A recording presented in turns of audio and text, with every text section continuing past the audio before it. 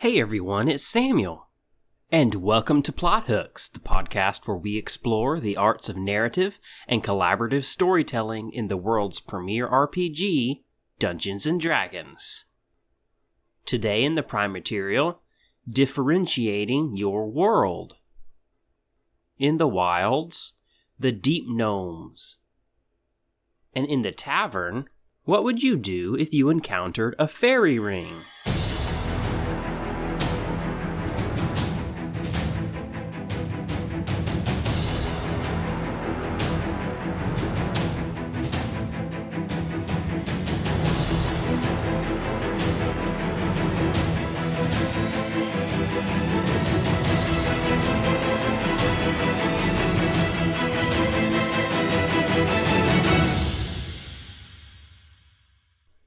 Well, hey there, everyone.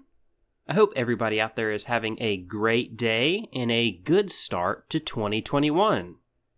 I'm excited to talk about one of my favorite subjects when it comes to creation in TTRPGs, world building.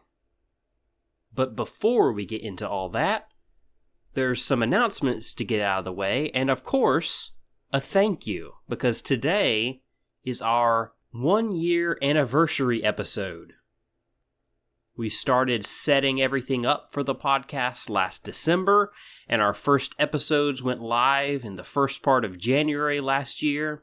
And through it all, you've been with us, and thank you so much to each and every one of you who listen to our shows, rate us and review us, follow us on social media, interact with us, interact with our other content which we're putting out, such as the stuff on the DMs Guild. Thank you all so much. You've made this Plot Hooks family great, and we're so excited to keep pushing forward and talking about telling stories with all of you. Last year saw us publish 60 episodes between this primary podcast and, of course, Plot Hooks Adventures. It saw almost 3,000 minutes of podcast airtime, and it saw over 4,300 downloads. And we just can't thank you all enough for helping Plot Hooks get to this point. And if you aren't following us on social media, or if you haven't rated and reviewed the podcast wherever you listen to it, we would appreciate it if you would do that. It helps continue to spread the word about Plot Hooks and our various ventures to more and more people. And we would also genuinely appreciate it if you would consider supporting us on Patreon. That's what helps us keep going with all of this content creation, and you get some great perks along the way. And in that vein, we have a new patron to shout out. Mosey, thanks so much for joining the Patreon and supporting the show. And to all of you out there in the Plot Hooks family, just thank you so much, again, for making this last year amazing for the podcast and for all of our ventures. But considering we've been on winter break and we haven't actually had an episode for a little while, we don't want to just have a 1-year anniversary episode. We want to actually dive into some content. And so today we wanted to talk a lot about differentiating our worlds. Lots of us have homebrew worlds. There's something that's special for us creators about making a world from scratch. It just tickles our creator brains a little bit better. It can be amazing to tell stories in the Forgotten Realms or Eberron or any other setting where the world is already built out. There's such great lore there to pull from. And it can also be amazing to pivot into playing in settings of other fandoms, like playing in Middle-earth, for instance. Because then you get to play while interacting with really popular characters and places that we all love. Star Wars role-playing games do this really well. But there's just something that's neat. Again, that just tickles our brains a little bit differently as creators. Of us sitting down and building our own world. We love to come up with interesting places, interesting concepts to fill our world with. Coming up with cool governments, a city built in an odd way or in an odd location, really interesting environmental decisions. All of that is great. We could create really intricate and fleshed out places to tell stories in. But I've got to be honest, sometimes I run into a problem. Because sometimes it can be hard to actually differentiate my worlds. And I think the same can be said for all of us from time to time. Sure, we can make interesting places and environments, but sometimes a lot of our worlds can just become different variants on generic fantasy worlds. Sure, there's different places and unique twists and different cultures, but it can still feel like a traditional sword and sorcery world, and especially whenever the campaign zooms out as the story progresses, whenever you go into the macro, this problem can pop up. A particular world can look like a lot of others. It can be hard to really differentiate it, to really set it apart, to really make it clear that this is a unique world. It's not just like a new continent you made up for the Forgotten Realms. No, this place is so completely different, and this story and the environments are so completely different that it just cannot be confused with any other setting. And like I said, I've personally had this problem. I had it with Carrick, Plothook's official world. And to be honest, while I've done a lot of things to differentiate it now, if I ever was to publish the setting, as opposed to just telling selected stories about it on Plothook's Adventures, I would differentiate it even further. Because the way that I currently have it set up is the world still isn't all that different. The way I set it up is where the emphasis on telling those stories in Carrick is on the conflict. The emphasis is always on the relationship between the High Carrickan Council and the citizenry. That's in the introduction to each of the Plothook's Adventures episodes. That's the story. That's the overarching theme which colors everything else. But the world itself, other than that main piece, is just kind of generic fantasy to a certain extent. While there's really interesting places and events, it's a world that at times is not all that different. It's the same sword and sorcery D&D tropes. And I think, especially when we're first starting out, I know I did, we underestimate how much we have to change for a world to feel different on the macro scale. Just changing the map won't generally cut it. We have to change more if we really want the world to feel different. Part of that comes, at least in my case, from forgetting at times that the players don't know everything that's in your head. You built out this world. In some cases, you built it out with them whenever it actually has something to do with their particular backstory, but generally, you built out this world. You know nuances, you know cool elements, and even some maybe secretive stuff that you're going to work in, but the players don't know that. And everything that they don't know tends to just kind of get filled in with the tropes of the genre of the particular setting that you happen to be in. If you're in a typical D&D sword and sorcery setting, then those kind of traditional fantasy Western European just tropes get filled into their heads. That's the picture that's in their heads, unless you tell them any different. Same thing for a sci-fi story, same thing for any type of story, any type of genre, as a general rule. We really kind of have to go above and beyond, past what we might think we would have to, in order to make sure that our worlds are really differentiated. And we could see this in some examples too. Let's look at some settings which are part of a particular genre, but they really differentiate themselves. Let's look at Earth in the video game Death Stranding. And I will say there are spoilers to some of the IPs which are being talked about here in this particular section. But Death Stranding, which of course was a video game which came out a year or two ago, is, on its face, another entry into the post-apocalyptic genre.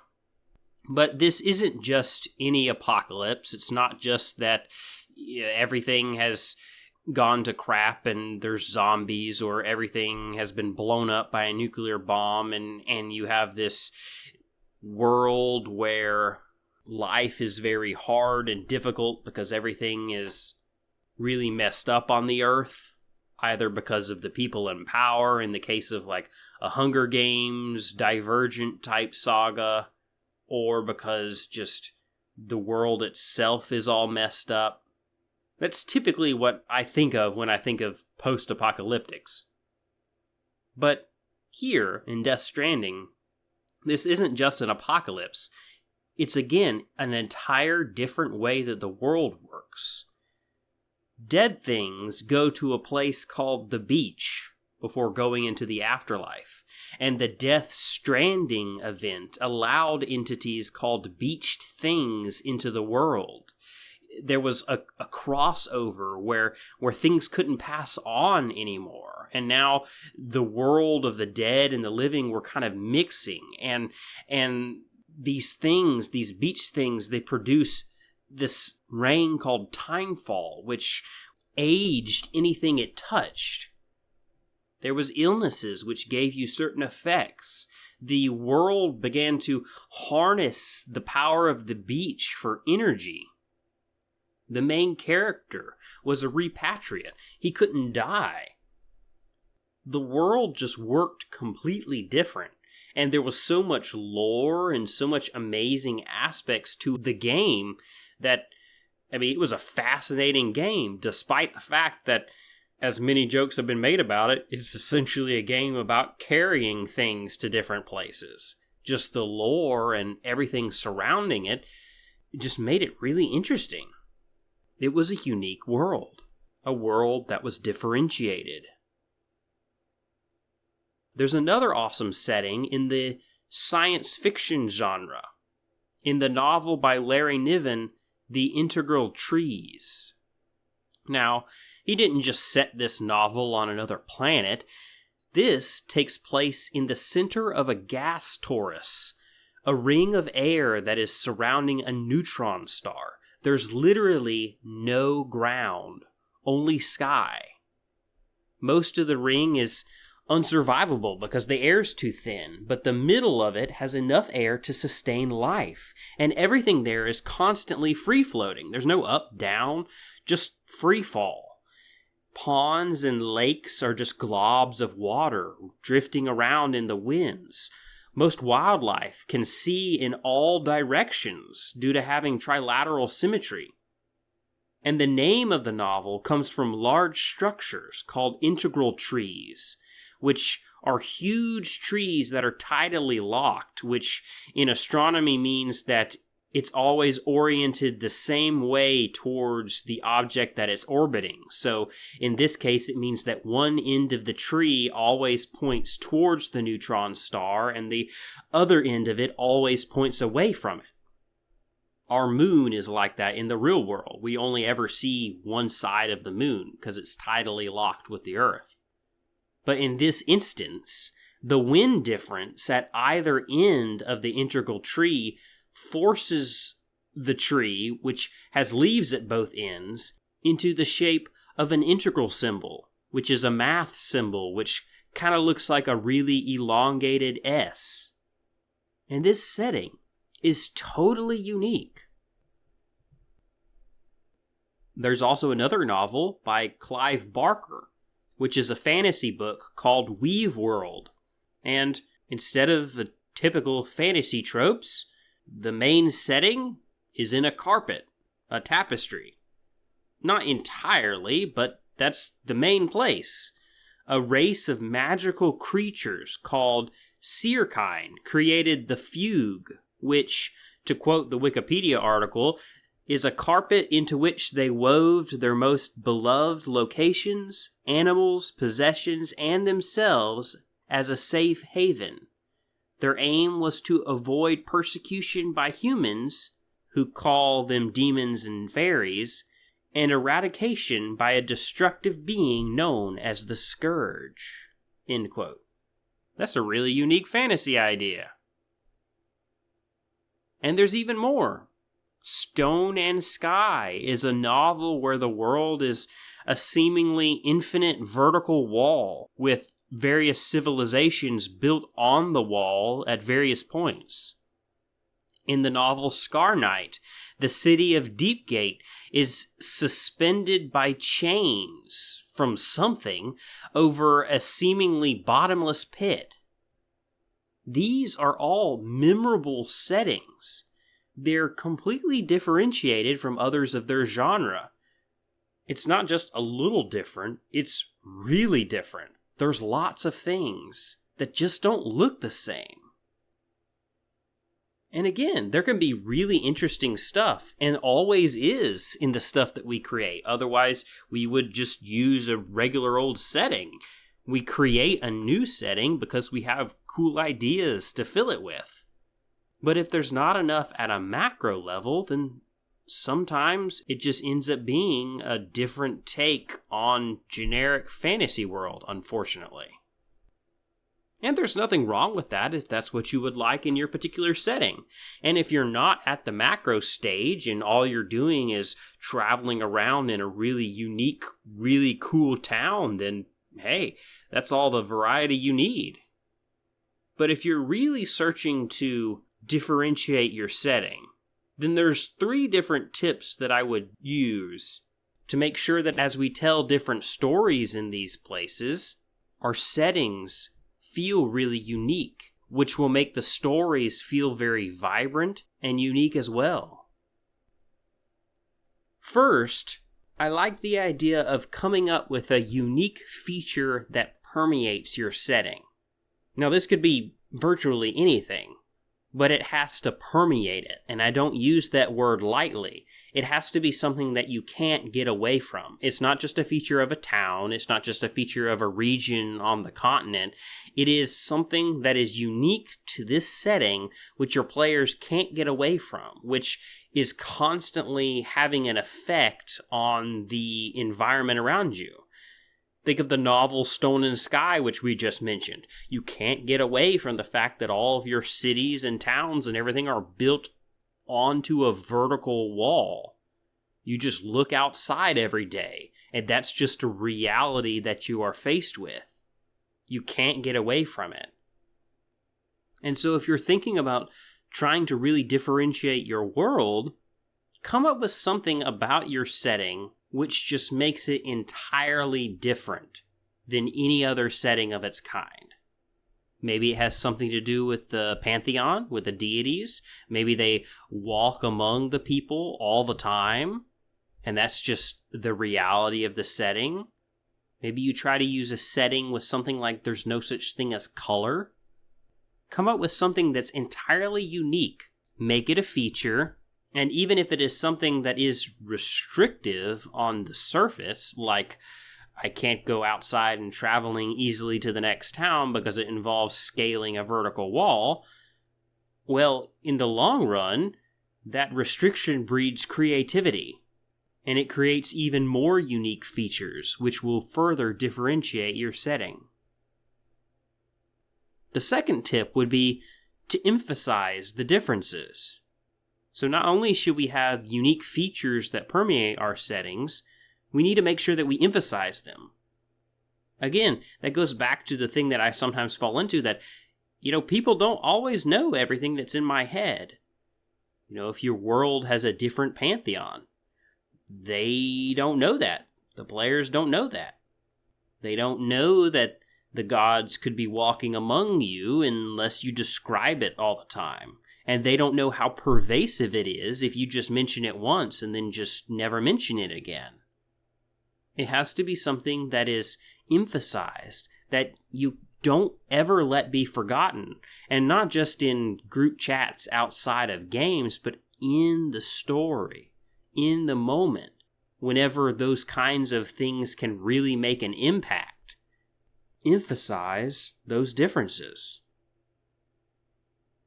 And thirdly, take inspiration from elsewhere. Unfortunately for many, fantasy just means pseudo-medieval Europe. That Western European knights, druids, that style of fantasy is kind of the baseline that everything else is built off of. You know, again, you might have little subtle tweaks in various different things, but that's kind of just what most of it is built off of. And it's really interesting to just start looking from other perspectives. There's mythologies in every culture across the world, and there's great resources to take inspiration from. You'll recall we had Mackenzie DeArmas on the show a while back. She was part of the Islands of Sina Uno, which is a setting for Dungeons & Dragons, which is based off of pre-colonial Filipino mythology. But of course, as we mentioned earlier, you don't have to do all this. It's perfectly fine and perfectly awesome to tell stories in the Forgotten Realms or any other fantasy world. But if you want to make something that really differentiates itself, then consider coming up with a unique feature that permeates your setting, consider emphasizing the differences, and consider taking inspiration from somewhere outside of the traditional fantasy tropes of medieval Europe. But what's your favorite world that you've ever played in? What made it unique? We'd love to hear from you. Contact us on social media. But I think for now, it's about time for us to head out into the wilds and look at some little creatures.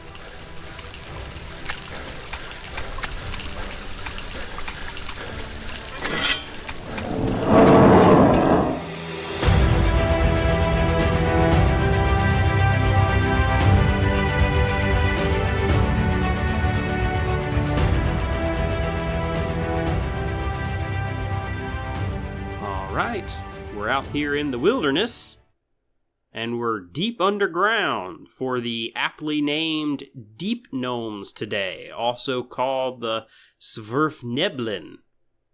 And I will not try to pronounce that word again. And it's not too often that we can talk about a creature in the monster manual that you can also play as a player character. And it's interesting. They're not evil in canon. A lot of times when these versions of player characters are in the monster manual, it's because in the official lore, unfortunately, they've typically become corrupted some way canonically, like the drow. But here, they're just neutral good gnomes. So what sets them apart? How could we use these in our stories? Well, there's quite honestly a lot, because they're a lot different than normal gnomes. They don't just live underground, they live deep underground, far below the surface. They live in conclaves that they build, usually completely cut off from other people. They build their enclaves extremely well fortified, with secret tunnels connecting the outside world to their abodes.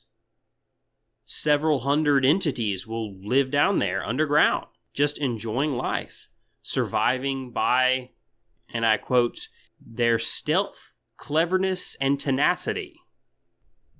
And this features in their stat block, where they've got superior dark vision of 120 feet.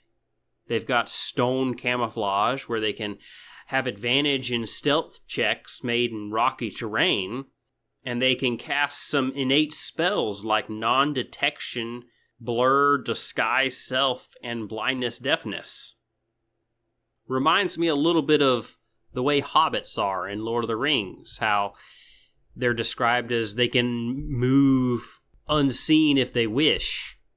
That seems to be the case for these deep gnomes. They just live separated from the outside world, happy and content, defending their home and gathering gems. They love gems, especially rubies. And this is whenever they're most likely to come in contact with the outside world.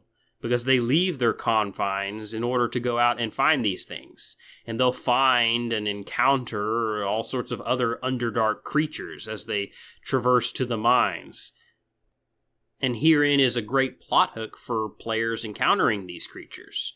If they're traveling in the Underdark, of course they could just come across a deep gnome. They could come across one of their secret tunnels and just end up in the middle of a deep gnome conclave. Those are both interesting things to do, but I like the idea of them coming across a mine or coming across a hoard of gems that the deep gnomes are looking for, or perhaps had stolen from them. Maybe the deep gnomes even hire the party to go out and do a classic monster slaying quest from a creature that has stolen their hoard of gems. You've got some great role-playing there, where you've got these little tiny, cross between gnomes and classic dwarves almost, with their pickaxes and just talking about how they want all their precious stones back. But perhaps even more interestingly is they're so connected with the earth. They live so deep and have for so long that they are quite friendly with a number of creatures from the elemental plane of earth. They even speak Tavern, the language of that plane. And according to the monster manual, some of them can even summon such creatures. But they create beneficial relationships where different elementals will guard their enclaves and mines. They'll enlist creatures like Zorn, which we've covered before, which love to eat precious gems, and so they'll sort of pay them in some of their gems to protect them as they travel around the Underdark. Imagine coming across that as a party. A bunch of deep gnomes riding on Zorns or some other creature from the elemental plane of Earth. Either riding them through just on their way to work, or riding them through into battle against a bunch of drow. What a stunning visual. What an interesting way to introduce, perhaps, the elemental plane of Earth. Maybe the party has to travel to the plane of Earth, and they need to seek out some people that are connected with that plane and know how to contact the people there. And so they are sent by whoever initially gave them the quest to go find some deep gnomes and learn their secrets. Lots of great roleplay opportunities. Now, their stat block isn't going to pose much of a threat. They're only a half challenge rating. And we already mentioned most of their interesting features. They do have a war pick attack and a poison dart attack, neither of which are incredibly threatening. They only have a 15 AC and 16 hit points with a speed of 20 feet. But I wouldn't plan on using these as combat encounters. Of course, at low levels, they could perhaps be as such, and perhaps they can provide a little bit of angst for a party by hiding in the shadows, casting blindness, deafness, and running away. But as a general rule, you're going to use these as an awesome addition to your world. And an awesome addition they will be. So next time you're heading down to the Underdark, consider throwing some deep gnomes in there. But that'll just about do it for the wilds this week. Let's head out to the tavern and get some refreshment.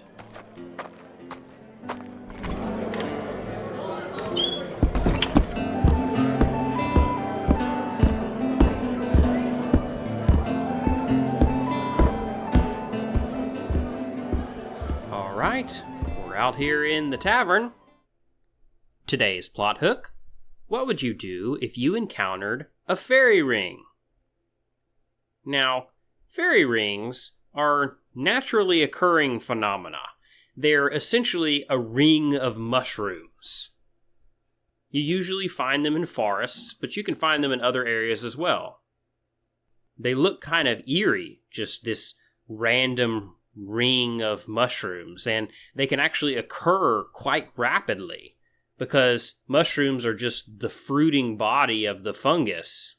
The actual growing mycelium are underneath the surface. So when it's ready to flower, it can happen relatively rapidly. And that has led throughout history for lots of cultures to develop superstitions about these particular things, largely involving fairies. Sometimes it was a portal to the fairy world. Sometimes it is just where a bunch of creatures will dance around.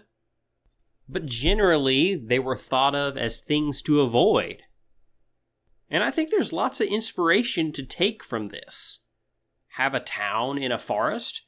Think of what that culture might come up with if fairy rings are something which commonly occur.